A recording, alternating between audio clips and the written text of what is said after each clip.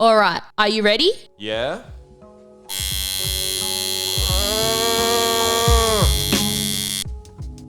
This episode is brought to you by Carlisle Tattoo Co. Bold, bright and everlasting.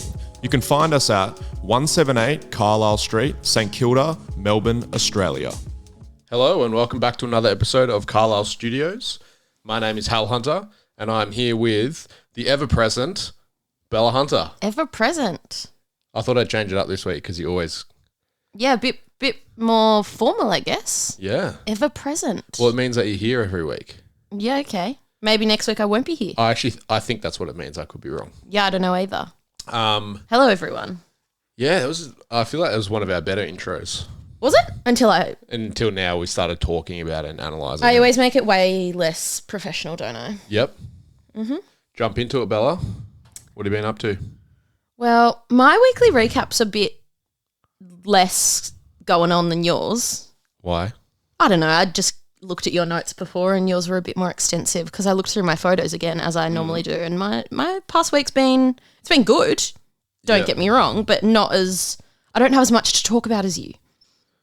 Okay. Yeah. So anyway, I'm going to kick it off with today and just say I had a lovely girl come in and get tattooed by me this morning from Denmark. Wow.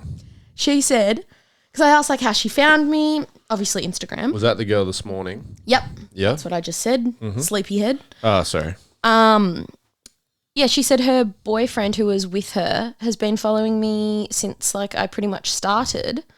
And she's been following me for maybe like 2 years or so. And she then had always planned to like travel to Australia because they're doing like a gap year or something. And she said that she was really hoping to get tattooed by me while she was here because they weren't actually meant to be here right now. Okay. And yeah, it just so happened that I had a cancellation that she slotted into. So that's cool. That was exciting. Yeah. And what else? This week I've also had my first ever customer pass out. Oh, yeah. I didn't even think you were going to talk about that. Yeah. First ever. It's not very common. No. But he passed out like... He was out cold. Yeah, doing like a scorpion off the back of the bed. Yeah. It was intense. Yeah, and I've never personally passed out getting tattooed, so I don't obviously know what it neither feels have like. I. I'm a bit of a sook. Like I'll sit for maximum 2 hours and then I'm like, I'm done.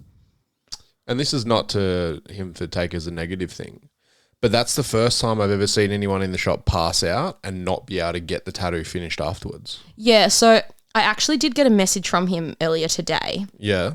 And the message said like, oh, really sorry. Turns out I actually had gastro. So reading that kind of shook me because I was thinking like, fuck, thank God none of us got it at the shop. So you're too sensitive about you getting sick or something? Yes, because I just want to go to work and like live my normal life. So I don't want to get sick. So if you're sick and getting a tattoo by me, please don't come in. But every second person you tattoo was probably sick these days. Oh, 100%. But something that I like, I don't want to get it and be like debilitated. But you're one of those people. It's like if I said to you, "Oh, Bella, I feel sick now," you'd then think you were sick. Yeah, 100%. I know it's called something. I don't know what it's called. It's a hypochondriac. Yeah, so that's why 100%. You were like, if you're sick, I want to keep meters between us. But you had knowingly tattooed him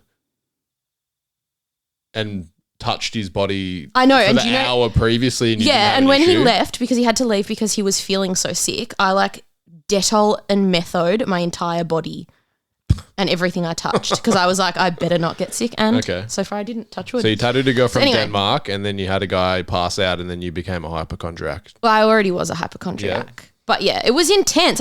He fell because he was like sitting on the edge of the bed because I was doing his thigh and he just fell back. And luckily like I caught his one arm that was falling. So I was holding onto his one arm while his head was like trying to like touch the floor like full scorpion. And my machine was in my other hand, which was running, and I couldn't put it down without like dropping him. So I just looked at Hal and I was just like, Hal, help. And you were like, what? Well, you always yell at me, so I always just Hey, that sounds bad. block it out in the back of my mind when you're yelling at I me. don't yell at you for like bad things. In I the yell at shop. you being like, hey, guess what? Yeah, and I'm always trying to tattoo, so I don't pay attention. So I didn't really clue onto it I'm for a so little happy bit. you don't pay attention to me. Thank you. So yeah, anyway, Hal had to come and assist me in lifting up this poor man. He was fine in the end. Obviously, he's alive. Just got a bout of gastro, the poor thing. But yeah. That was probably the two highlights of my past week. Okay. It's been a short week between the episodes because we got told by producer who produced the podcast that we need to give them more than half a day to edit, to put it together for us. Not that we like edit the podcast. Whatever we say is what. No, but they get. like clean up the audio and put the intro on it and all of that. Yeah, because if I'm screaming into the mic and Hal's not. Yeah, I've been sending it to them on Thursday nights. And because we release on Monday mornings, I need it back by the end of the day on Friday. So it was putting a bit of time pressure on them. So now we're recording it a bit earlier in the week this week. So it's only been like 3 or 4 days since we last recorded. I know. I was lucky we actually been to work. Yeah. Since we recorded the last Yeah, one. very lucky. I did a few things. So the day after and the day following that. So that was confusing as. The day after what? The day after the last episode we recorded. Okay. And then the day after that again, I tattooed the same guy, Brody. Yep. And he's a crazy bloke. he comes down from Yarrawonga and yeah, he just gets tattooed flat out. So we did 2 days on his leg. If you had a look on my Instagram, you would have seen some of the tattoos that we did. And yeah, he sat like an absolute rock, which he always does. So we've done essentially on him in the last 12 months. So he got his first tattoo less than a year ago. Really? He's got his 2 arms done, almost fully done, like they're pretty dense. Yeah. And 1 full leg essentially after these 2 sessions we just did. So Yeah. that's a fair amount of tattoos to get Mind done. you, he always books day rates because Yeah. he does live a bit further away. So it's just easier for him to. But just a lot of Be tattoos to get, and it's very impressive. Yeah, God. And Yeah. I've never once heard him complain about it. He move, doesn't. Anything like that. He just puts his sunnies on because you Or have like he a always really has the bright sunnies light on. over you. Yeah. And it's just funny with him sitting there with his sunnies on. And like you looking at his face, you would not notice that he's in pain. He just cops it. I know. He just lies there. So he got like his knee done, both sides of his knee, like so the front of the knee, both sides done. So the ditch as well. Up in his groin. He got like up on his hip. One like of his hip/arse cheeks. all terrible spots. Few on the back of his upper thigh. So like it was not fun spots really, any of them. I would like. And mind you, where was he going after that? He wasn't just driving back home. He was going. No, he was driving down to Port Arlington to see his mum, and then I think he was staying in Werribee that night and then going to drive back. Right, okay. Because he always stays in Werribee when he comes down. Okay, well, at least like an hour-ish drive. 3 hours to Point Arlington from the shop with the fresh arse and Ugh, groin tat. gross. Yeah, but yeah. What a man. He took up the 2 days, which was good. I did a back outline on. That was yesterday. Yep, yesterday. Yep. And yeah, that was really good. I feel like with the back outlines, I like to draw them the morning of. Yeah. And that's maybe like ultimately that I would in the end like a bit more time. But I feel like when you're drawing it and you're gonna just tattoo it straight away, then I feel like just for me, I just feel like I get a better drawing. Yeah. Rather than if I like draw something a week in advance and then I'm like thinking about it too You have much like, for example, a week to stew on it and be like, oh, do I like it? Like, could I change this? Yeah, so I just like to draw them and then hopefully the person likes it and gets it tattooed. Mm-hmm.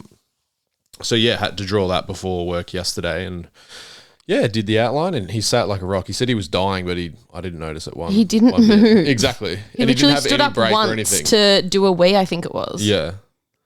So yeah, that was good. Obviously tattooed all day today. We've got a guest artist with us at the moment. Yep. Shane Castle. He's from up Gold Coast way. So, well, he won't be here when this comes out, but I was going to say, if anyone's around, come get tattooed by him. We've posted it on the shop story Yeah. and stuff as well. So, That's always good, having guest artists. I think he's actually going to be our last guest artist for a while. We've decided that at the shop we're not going to Well, we actually don't really have any room for guest artists. We're a bit squished. That's the issue. And I mean, you can always make room, but this is like, we're talking like there's literally like almost no room for them to tattoo. So as a shop, we've decided we're going to pull back on the guest artists, and yeah, Shane's a lucky last.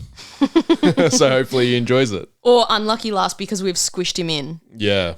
We'll see what he thinks after it. He might rinse us online saying we were terrible. So that was good. It's been a good week thus far at the shop. What else did I have written down? Oh, I went to jiu-jitsu on Monday night with Charles. Yep. So Dramana BJJ, Brazilian Jiu-Jitsu, out the back in Dramana. If anyone is into jiu-jitsu. You actually got someone message you saying, I've been thinking about going to this place. Yeah, a customer who... You've tattooed before. Yeah, I tattooed him, and I know that he does mixed martial arts. Yep. And I think he's working down here or something. Yeah, he said he was, because I read the message, you were driving. Yeah, but it's Jason Adam, they run it, and it's out in the industrial estate at the back of Dramana. Mm-hmm. And I only go to one session a week, but everyone's super, super inclusive. I've been a few times with Bella's you, done and it was a few really sessions. Good. I really liked it. Regardless of whether you've ever done it before or you're a black belt. I had never done anything before. Yeah, it's I actually couldn't recommend it any more highly. Yeah. So if anyone's around the peninsula and they're looking to get into jiu-jitsu, Dramana BJJ. Funnily enough, it's also where Hal had his first ever street fight that we spoke about the other week. Yeah, right unrelated to the jiu-jitsu, but I was actually telling them about that on Monday. What'd they say? That happened. Did they say, Hal, that's not very good, you need to be nicer? No, they said they wanted to know what he looked like so that if they saw him again, they would be wary. Oh. Yeah. Gotcha. I couldn't really describe him very well. Sort of like very basic. Yeah. It's like standard stuff. And then Sunday I had a great day. So I had... You did. I've written down an extensive weekly I know. recap. That's why I felt a bit... Yeah. For my I've done a few review. things though. So I had two of my best friends and some of my oldest friends who played at Essendon with me, Ariel Steinberg and Jason Ashby, come down to go surfing on Sunday. I reckon you mention Ariel in this podcast every week now. Well, he's one of my best friends. Does he even listen? Is he a supportive friend? No. Oh, no. He was saying to Jace on Sunday that a few of the young dudes that he works with talk about the podcast. And he said to him, like, do you even know Hal? And they're like, no, we don't know him. And he's like, he's a fucking loser. So he like brings me back down to earth. He does. I like it. Yeah. He doesn't like tattoos. He's like not into any of the other stuff that I'm into. But he's actually intimidated to come into the shop. He's popped in a few times, but he will always message prior being like, I'm around the corner. So he doesn't listen to the podcast. Okay. So I can talk everything I want about him. You can talk shit on him. But yeah, so they come down. Me and Ariel go surfing every Sunday or Monday every week. But Jace lives up in just near Byron Bay. And he's been back down. So this was the first time we've surfed together in years. Like seriously years. We used to surf flat out when we were playing at Essendon together. And we went 10 years ago this year, we went on a trip to Mexico, Costa Rica, LA, Peru and Argentina together at the end of the season. And like a surf trip. And it was fucking so good. We were actually planning on trying to go back this year, but flights to Mexico and stuff are fucking crazy. Yeah, you looked into it to just go to one amazing spot in Mexico and it was like over 10 grand. Well, it's like 4 flights to get to this bit of Mexico. So it's, quite remote, but really good surfing. And also we are so far away from that side of the world. So. Long way to go for just 1 week. So Jace came down here and honestly, one of the best surf sessions I've had in a long, long time. I felt good with my actual surfing.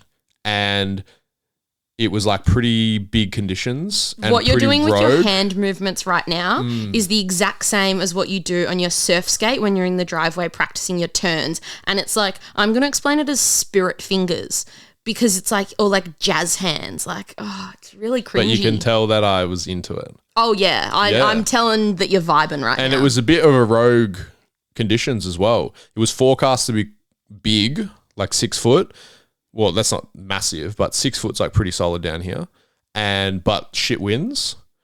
But then I said, like, have faith in my prediction because they doubted me. Yeah, the boys were not about it. They were doubting me, and then we absolutely scored. Like, not the best waves ever. But no one else was out. No one else out, which is rare. And we probably had like 2 hours just to ourselves. It's fucking sick. Is this now a surfing podcast? I've actually had a few requests to talk more about surfing. Really? I'm going to have to get my surfing lingo up. You will. We do that. Well, we had a good surf together once in Bali. We'll talk about that on another trip. It was another terrible. Episode. So, yeah, I was actually really, really happy with that. It was cool. It made me feel like I was 18 again.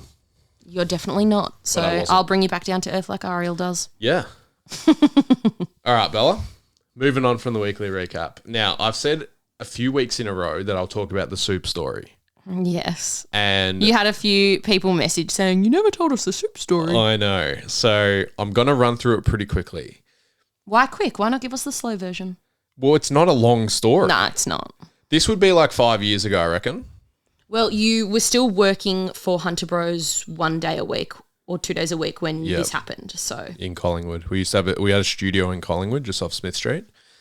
And me, Fergus Brown, who is one of my brother's friends and he used to work for Hunter Brothers, and Harry Scott, who is one of my brother's friends as well, who used to race with us a lot and was on the team. And we spent a lot of time together. He would come and hang out at the studio and stuff when we were there.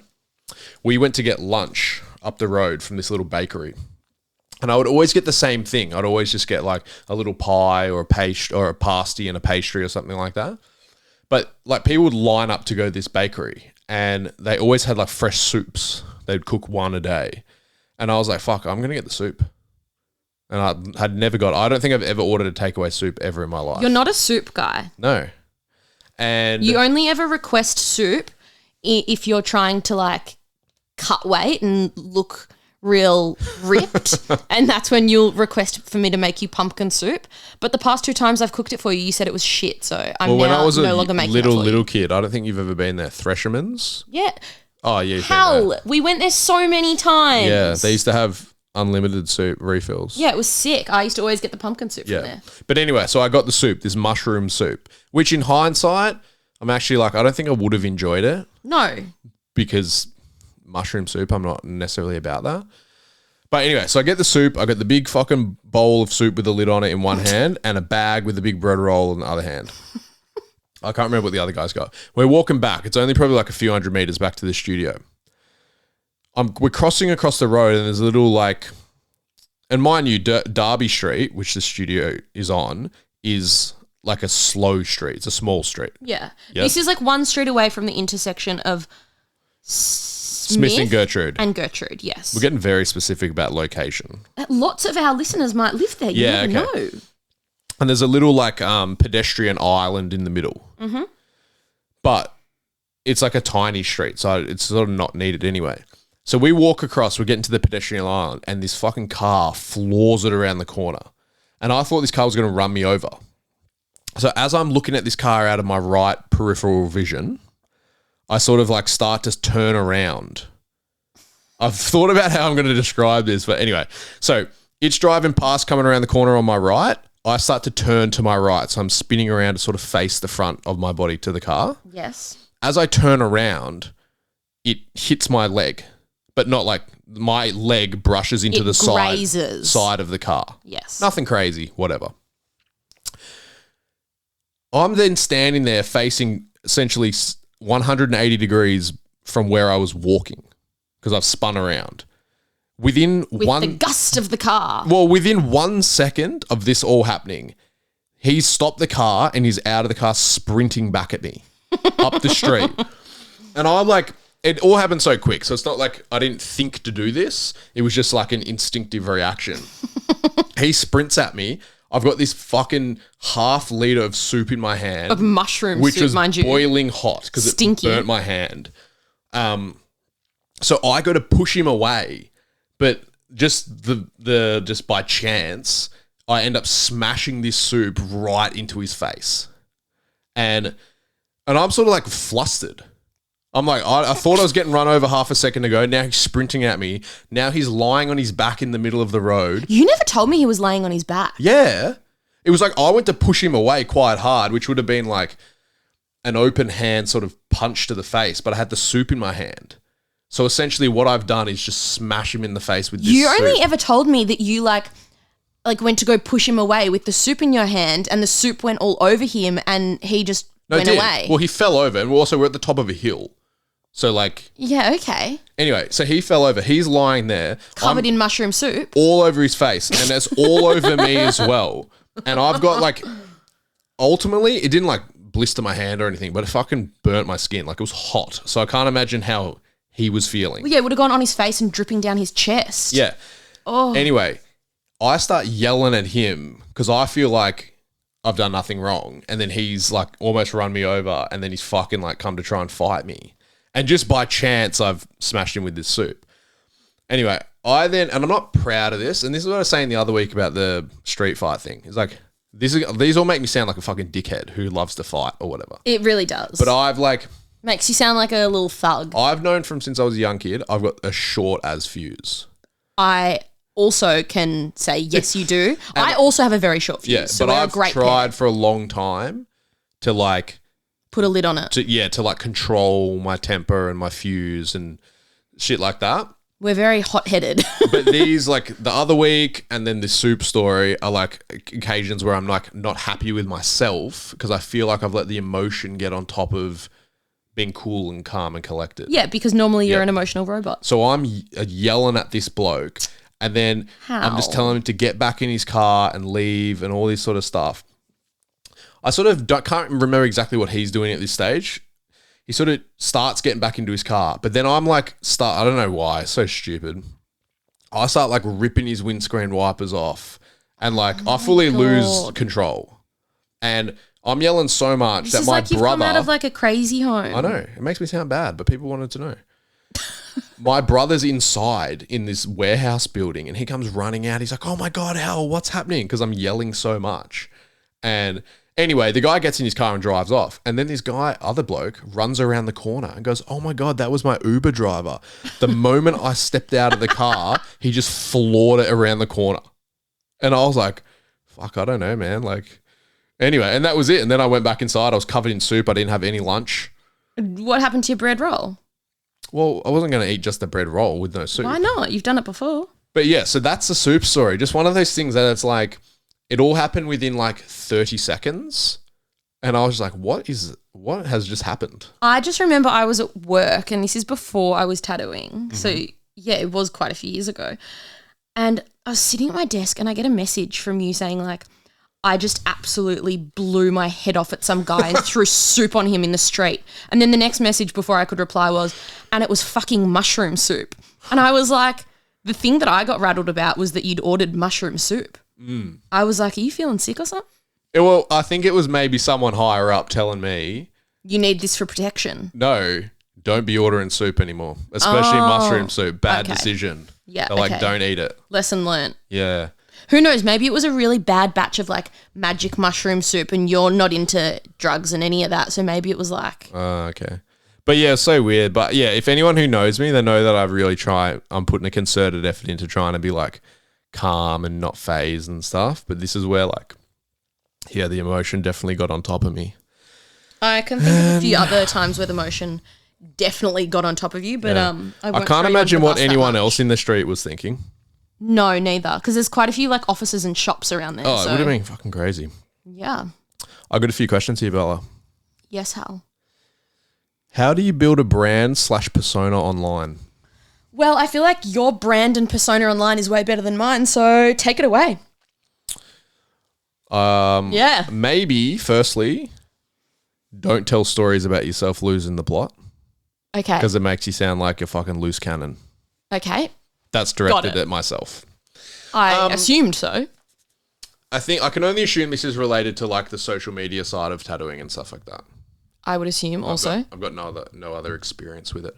But I would say like as a tattooer or artist or like if you're trying to like, if you want people to see whatever you're doing, I guess, then like obviously it can be very important and very helpful. I would say the main things that I focus on or we try and focus on is like, firstly, you've got to be like genuine. So you need to, like whatever you put online needs to be like a reason. It needs to align with who you are and how you want to perceive, how you want people to perceive you. Well, not even about how you want to be perceived. It's like, especially like, this is a good example because within tattooing, it's like we want people to see the tattoos and then we want people to come and get the tattoos. Mm-hmm. So like the people who are going to follow you ultimately, my favorite word, they're going to meet you at some point. Yeah. So I think there is like a reality where you need to, whatever you put online needs to be a representation of like actually who you are. 100%. Because if you're like very vocal online, very talkative, all that sort of stuff. And then you're a silent assassin while you're tattooing them. Yeah, and they meet you and you're nothing like what they thought you were going to be like. They might be disappointed. Then that's... It's not a true representation of who you are and your personality. So I think, firstly, it's like just be who you are, and there'll be certain aspects of your personality that are really good for building a brand and stuff, and everyone will have aspects of their personality that isn't like the main thing they want to focus on. 100%. So I need to stop saying 100%. Yeah. Yeah. So I think from my experience with the social media, for me personally, it's been a great benefit to my career, but personally it's been a big benefit to my my personality. Or not my personality, but my confidence, because I used to never be able to talk to people. No. And we've said that before. You were very, very bad with the small talk with your clients. Exactly. So it was always like I really struggle to talk to people I don't know. Yes. And then I'll become comfortable with you and I'll be able to talk freely. Until you hit the age of like 17, you, I think, probably spoke 7 words to my family. Legitimately. It was a source of much drama with you and me. Well, your family's very sort of like social. And yes. Social butterflies. I would say my family's not so much. They are, but in a different way. But anyway, this is off topic. Yeah, so your family's very social. And I used to come and see your family when like you were on holidays or whatever down the beach. And I would just like not have anything to say. You would rock up and you would just be like, I'll be in your room. Yeah, so I'd just go like sit down in your room and like watch TV or whatever, like just by myself. And I'd be more than happy to do that. And like we'd have like a big dinner with like friends and family, friends over, like 20, 30 people over. We'd all be having like massive barbecue outside and Hal would just be sitting in my room. Yeah, it was sick. Yeah, and then everyone's like, who's your weird. fuckwit boyfriend? And I'm like, don't worry. But I was just quiet. I couldn't, and I'd be so awkward. You weren't quiet. You were just awkward. That is the best word. You were just socially awkward. So I think for me, like one of the good things about the social media is it's allowed me to be more confident and more open. And I can now talk to people like customers who I don't know, I've never met and stuff. I'll be able to talk to them quite smoothly. Mm-hmm. And so, yeah, I actually think it's been really good for me personally. I do too. But yeah, I would say be genuine. And then analyze it like you would if you were running a marketing agency for a big brand. Yeah. And that's not to say like you've got to be a fucking classic influencer, how people would perceive. No way. Because I would say being like a classic influencer type is off-putting for me. Well, I think sometimes it can come across a little bit fake. Yes. So, and that is definitely something that you and I try very hard not to portray is like any sort of like, I guess the way that you would explain it for influencers would be like paid promotion work and stuff like that. Like you see right through that. I'm more than happy to do paid promotion. 100%, but I'm not doing it for anything that that I would never use or doesn't like align with me. So yeah, and we say this to all the young people at the shop and stuff, not young people, but like all the people at the shop who ask about the social media aspect of tattooing. And it's like, if you had a $10 million business and you wanted to market it and you were going to pay people to do marketing and stuff, like, or you were going to sit down and do the marketing for it, like, what are the aspects are you going to promote? What are the things that you think people will like? What do you actually want to put out there? What do you want people to see? Yeah, what are the big key points? Yeah. Like your big selling points. Exactly. And you've got to almost like, and it sounds so vain, and it is a little bit at the start, because it's easy to do it when you've got 50,000 followers or 90,000 followers. Mm-hmm. Because you're like, oh, there's an audience there and stuff. But it's hard to do it when you have no followers. Yes. But that's when you've got to start doing it. I think it's especially hard when you have very little followers and you're trying to build up your own personality online, because you do feel like such a flog. You're posting like, I guess you would say like selfies or like promotional stuff of you, trying to be like, oh, look at my life and what I'm doing. And it does seem very egotistical. But in the grand scheme of things, I think you need to look at it as the bigger picture. Definitely. And where you want it to be in the long run, and keep working towards that. Yeah. And let me also just say, Hal, it's very, very fortunate that you look very good without a shirt on, because there are many shirtless photos. I'm not going to agree with that. I agree there's many. I'm not going to agree with the fact that I look good with it. Well, you clearly think you do because you post them. I also don't Hey, wear a shirt I'm a lot. flattering But you. I'm not a shirt guy.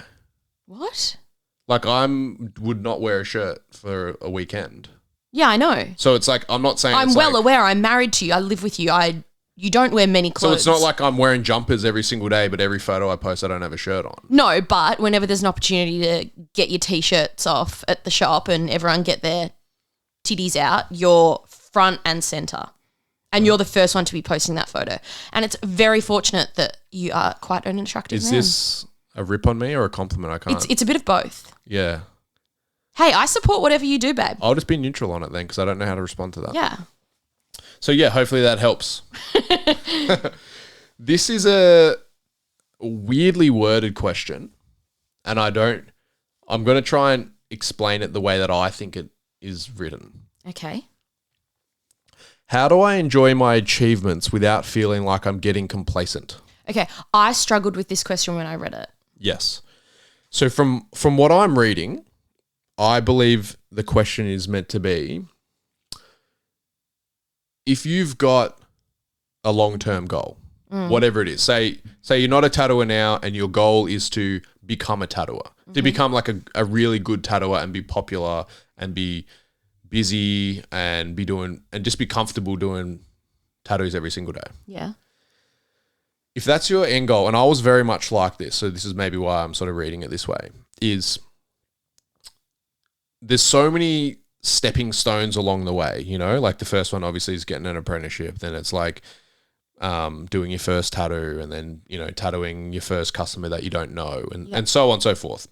But it's like each time you do one of those things, it's an achievement, you know, like for the average person, like that's a stepping stone to get to where they want to go. But if you're so focused on the final goal, then I used to always feel like, oh, if I'm sitting back going, oh, today was a great day, I feel like I did good tattoos, but I'm still not where I want to be, then I feel like, oh, am I just being happy with mediocrity? Does that make sense? It does make sense, but that's not the way that I think. This is very much so a way that your brain works, and you always want more, and you want to be better and bigger and more successful, and you're never going to be happy until you've reached that final goal. Whereas I think my personality is more so, oh, I'm really happy with what I did today or this week or where I've come, or like where I am, I guess. And I think I appreciate the little things a little bit more, whereas you appreciate the big milestones. So you're like, because I feel like the thing that I struggle with in relation to this question would be like living in the moment or the now. See, I think I'm quite okay with that. I'm not going to say good, but I think I'm better at that than you in regards to I don't put as much pressure on myself. You put a ridiculous amount of pressure on yourself in every aspect of your life. Whereas like you're an incredibly competitive person and you always want to be the best, like, and you will not settle for anything less than that. Whereas me, I'm a lot more content in being happy with myself instead of being like, oh, well, Sally over there has done this. Why haven't I done what Sally did? Well, to answer the question then, I guess, that you've explained to me, how do I enjoy my achievements? I think it depends how from my perspective, depends how your brain's wired. If you're if you're constantly driven and your goal is to achieve something, cool, you've done that. Well, what's the next thing? What's the next thing? What's the next thing? Then, and I've experienced this with footy, with tattooing, with outside of work life and stuff, is like,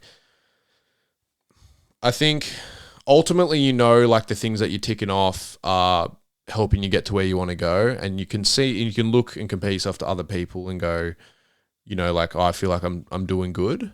But I don't think you ever get the satisfaction of going like, cool, I've achieved it, because I don't think that ever comes. And that was the same with footy. So it's like, I got no satisfaction out of my footy career ever from when I was 10 years old playing footy, because it was like, oh, you get in a representative side. Oh, cool. But then you've got to do this and you've got to do that. Yeah, there's always a level up. You got to do it the year after. And it's like, oh, then you're focusing on the draft 3 years out from getting drafted. Yeah. And it's like this. And then like if you are playing, then you see someone else win the Brownlow, you're like, oh, well, why couldn't that have been me? And there's always like, something And then with more. tattooing, it's the same. It's like, oh, you have a really good week of tattoos. It's like, cool, I'll do it for 52 more weeks. And then you've done it for a year. It's like, oh, then you've tattooed for 5 years. Oh, cool. Well, now you got to, get to 10 years. Oh, you get to 10 years. Oh, 20 years. Yeah. Shit like that. So it's like, if you're that kind of person, I think there's really good elements to that. But I also think you're always constantly chasing something, and you'll never, well, from me, is like, I've sort of come to terms with the fact that I feel like I'll never be satisfied with what I've got or what I'm doing. And it's the same. It's like, we worked for so long and so hard to be able to get to live in this house. Yeah. But I'm on realestate.com every day. I know, it drives me fucking mad. Yeah. Because every day you're like, but we could get more. I actually love living here. Like, I love this house, a dream house.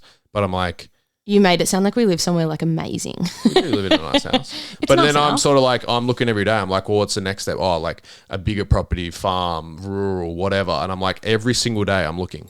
I looked today, 2 times today. Yeah. Don't know why. I'm not thinking of getting a place or whatever. Mind you haven't had much spare time today. No. So that's where I'm like, I think it's one of my best attributes, but I also think it gives me very little satisfaction, because I struggle. It is also one of your most annoying attributes, I will say, as your wife. Yeah, but I get annoyed by the fact that you you are like happy with things. Why wouldn't I be? We have a lovely life. No, I know we do, but people have better lives. I know, but I don't want to be selfish and be like, I deserve more, because I'm like, I've worked so hard. You don't deserve anything. Yeah, but the way that I look at it is I'm like, I've worked so hard to be where I am, and if people are sitting there being like, oh, well, she could be better, she could be doing more, that's fine. You can think that, but I have busted my balls to be in the position I'm in, and I'm stoked with that. And yes, I do want to be better, and I will get there. But fuck off. So opposite, let me do it in my own time. Different ends of the spectrum then. Yeah, very. Interesting. Well, I don't know if that's actually what the question was, but I don't know. I struggled with this question because that's not the way that I think. I don't need to constantly congratulate myself on me just living a life that I want to live. As long as I'm getting better and I'm growing in some way, like work-wise. So you enjoy the process. Yeah. Whereas I don't. I want it now. I'm not necessarily saying that like I'm enjoying the process of it, like, but I just know that that's the way that you got to go about it. Everyone's going to hear me yell at the dogs here because they're scratching on the door. Don't you fucking yell at them. You've already yelled at Cuddy this afternoon. Tinny, stop. Oh. Yes, the dogs have been a bit naughty today. Her little toes on the door are scratching, saying, let me in, Daddy, please. All right. I got another question from like a long-term customer. And this isn't a really interesting one. And you could talk about this for a long, long time. We won't, but he goes, I've got a question. What's your thoughts on somebody opening a tattoo shop who isn't a tattooer? I want you to answer first. Personally, I have no issues with it. And not that me having an issue with it should stop you if that's what you want to do. It is something that does get asked a fair bit, not just to me, but it gets spoken about because people always just bring it up. Yeah, it's an interesting one, and I think there's actually nothing stopping anyone who doesn't tattoo opening a tattoo shop. My thoughts on having been around tattooing for a little while now and having some shops is I think it would be actually quite difficult. And from what I've seen from people who have done that is you're going to get a lot of judgment from the artists that you want to work from you. Yeah. So the hard thing is, and That's this gonna is be the not everyone trickiest might aspect. understand this, is like all tattooers, and I don't know any shops that pay salaries. So essentially every tattooer who works in a shop is a subcontractor. So Yes. they work for themselves. And as a shop owner, you need to you are providing them something, and it can either be, at the base core of it, it's a space to work in. Yep. But there's That provides some supplies, etc. yeah, of course, but somewhere to operate their own tattoo business. But there's so many shops that provide that now, and An easier way to explain that is it's almost like a co-working space. yes, but they have to be asked to work at the shop, obviously. But then additionally to that, you can provide them, say, if a really popular tattooer works at that shop or is one of the owners there, the overflow of customers or the brand that the shop brings in will then provide the artists with additional work beyond their own customer base. Correct. So that's probably the main aspect is why people would go to a shop is I'll get more work there. I'll be able to build my own customer base, all that sort of stuff. So as a non-tattooing owner, if you were to do it without a tattooer involved, How exactly are you providing? the question would be extra. what are you going to provide that's That's actually going to different. benefit other than just a workspace? Yeah. And that's usually where I've seen non-tattooer shop owners run into issues is they can't provide anything other than just a workspace. Yeah. And although that's the only tangible thing that a shop can provide is somewhere to work, in my opinion, the most beneficial things to an artist's career are not tangible. It's like the brand association, the overflow of customers, those things, which if you're not a tattooer, unless you have some other platform that you can bring customers in, like you see, some celebrities and stuff own tattoo shops and they don't tattoo. Yes. But they've got customers are coming to that shop to because say, oh, I got tattooed Yeah. at so-and-so's shop. because that celebrity owns the shop. Yeah. So technically it's all doable, and me saying that it would be difficult and stuff if that's what you really want you to do, I wouldn't say don't do it. But I just think it's not as easy as it may look if you don't tattoo. Yes.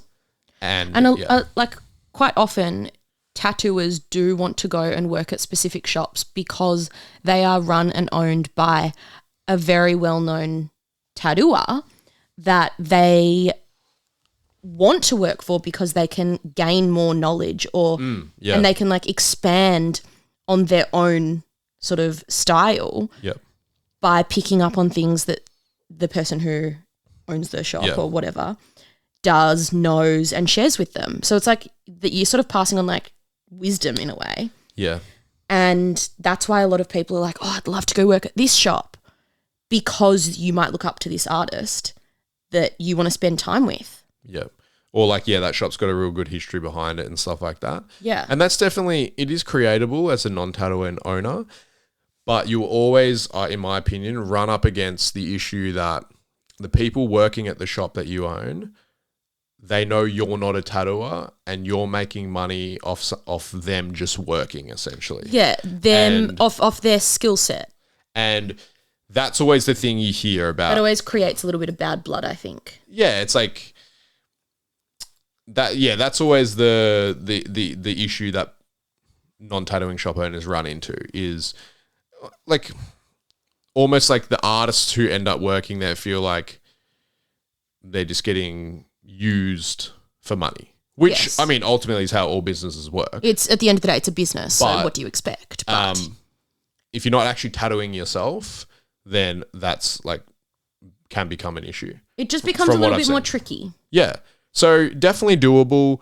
Not personally, if I didn't tattoo, it wouldn't be something that I would look to do, No. because I think there's there's other industries that would probably be easier to run if you're not you can run a restaurant, I think, easier if you're not a chef than you would be able to a tattoo shop if you're not a tattooer. Yes. So, Definitely. yeah, that's just my opinion on it. I mean, everyone would have a different opinion and stuff like that. But, yeah, hopefully that answers the question. And if not, we are sorry. This is a 2-part question, and it's a not very long, but it's quite long, so I'm not going to read the whole thing. H and B, so it's addressed to you as well. Oh, I got mentioned. Yeah. Thank you. What are some of your most surprising careers your clients have had? Then it goes on to give a few examples. And then the second bit is, do you think there are stereotypes by people in the community when a white-collar person gets traditional work done? To the second part, yes, absolutely. There are still plenty of stereotypes. And that's fine. No issues with that. First part of the question, I have had quite a few lawyers and police officers. Same. I have had... Lots of school teachers. Yeah, quite a few school teachers. Yep. Not so much like private school teachers, because I always ask, I'm like, oh, what school? Because some of my friends are teachers, and the private schools are a bit more harsh on visible tattoos. Yep. Some of them won't hire you. I think they have more strict dress codes. They do, yes. One of my friends works at a private school, and she has a visible tattoo on her ankle. I was there when she got that, actually. Yeah, she had a bit of a moment when someone who wasn't in charge of her told her to cover it up and had a bit of a go at her. Oh, really? Yeah, a bit awkward. It was fine in the end. She never did anything about it. It's a tiny tattoo. Yeah, it's like a 50-cent coin. It's very small. What other professions? Yeah, they're I guess, well, anyone people from all industries are getting tattooed these days. It's not just more people are tattooed than not. It's not just blue collar workers and stuff, or no fucking drug dealers and shit. It's you tattoo a principal of a school. Yeah, I tattooed lots of people who work in education, so school teaching. Yeah, lots of people who are childcare workers. Yeah, a few lawyers. And I mean, they always, take into consideration their careers or their career aspirations when they get tattooed. Some of them are very heavily tattooed, but it's all hidden work. No hands, no neck, no face, stuff like that. And mind you, it is a little bit easier for a man to cover up their tattoos, because if you're in a corporate environment, to wear a suit. Women can wear shirts. Yes, but they don't always choose to every single day. Okay. Yeah. But they can. Yeah, but they can if they want. They absolutely can. I'm a big advocate for the female suit. I love a female suit, but when you never wear one. I always tell you to wear one to weddings, but you never do. When I did work in the corporate-ish side of the world, and I had to cover my tattoos for work, I found it incredibly difficult to actually find something that I was comfortable wearing. I'm going to play devil's advocate here, Bella. Oh, here we go. So were you trying to complain? I'm not fucking complaining, mate.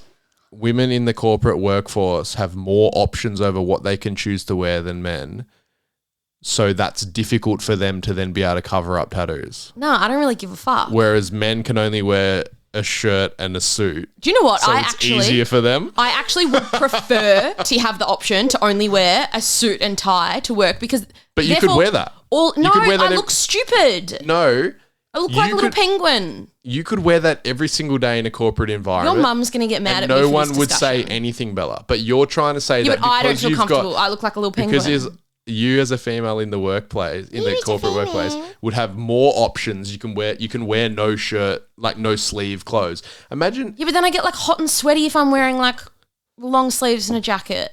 I always thought that was so interesting. I'm Not a that I ever person. worked in a corporate environment.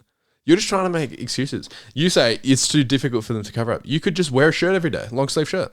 Oh, so uncomfortable. But you could do it. I get hot and sweaty. You could do it. Ugh, not doing it. And this is why I don't work in a corporate environment, because it sucks. Yeah, they all customers, usually take into consideration what they do for work and how that's going to be perceived and stuff like that. And some of those perceptions are outdated and probably not in line with current day acceptance of tattoos, and some of them are very progressive and up to date with what people would say is like an acceptable tattoo to have or not have. So, yeah, I guess that's always one of the things. And I've had this discussion with one lady I tattooed who's a lawyer, and she was talking about like the acceptability of visible tattoos and stuff within her workplace. And I always like to play devil's advocate for things like this. I think this is like the third time you've said devil's advocate this episode. I realised that. Second time, actually, I think.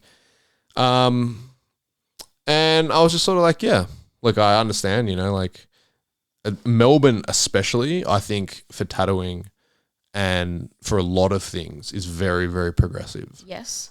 Which is good. But I also think if you grow up in Melbourne or you live in Melbourne, you might have a warped perception. Yeah, I think you have a bit of a warped perception of what the rest of the world is like, even other parts of Australia. Yes. And it took me until I traveled to places like Asia, America, outside of the big cities, some places in Europe to realize like, fuck, like Melburnians as a whole have a very high level of tattoos.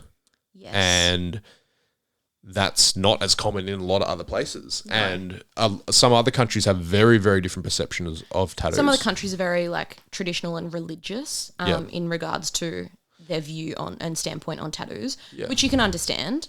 But yeah, I'm going to say Melbourne more so, I would say is the city in Australia that is the most loose with.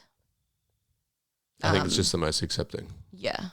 With a wide range of different things and stuff. But yeah, definitely if you travel outside of Melbourne or outside of the major cities and stuff, you can definitely experience a different perception. So that's why, and I would always advise anyone who's getting tattooed to consider the implications the tattoo they're going to get is going to have on their workplace or their future employment. Whether that's right or wrong, I'm not saying that's not my opinion of going, oh, you shouldn't get this tattoo because of that, or you should do this. No, but I would hate for something like a tattoo to prevent you from getting your dream job or something. Exactly. That would be really disappointing. But if you then say you want it, like that's not up to me to tell you like, hey, you shouldn't get that for your job. And yeah, like for example, the guy did that skull in the middle of his forehead. Mm-hmm. He's a youth worker. Yeah.